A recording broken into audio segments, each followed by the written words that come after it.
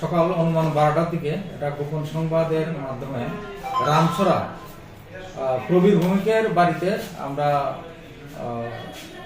Vidyadhar Varma inspector Bishalgarh থানা এবং আমাদের ডিস্ট্রিক্ট হেডকোয়ার্টারের একজন senior officer Keshari Jamatia DSP এবং আরও টিএসআর মহিলা পুলিশ স্টাফ নিয়ে রেড করা হয়। রেডে আমাদের 303 কেজি ড্রাই গাঁজা সিজ করা হয় এই প্রবীর ভৌমিকের বাড়ির পেছনে থেকে। এবং আমরা এই ব্যাপারে একটা মামলা নিয়েছি, মামলা নাম্বার 7 2025। প্রবীর তখন পলাতক ছিল। মানে স্যার টোটাল কত কেজি গাঁজা হবে এখানে? 303 কেজি। 303 কেজি।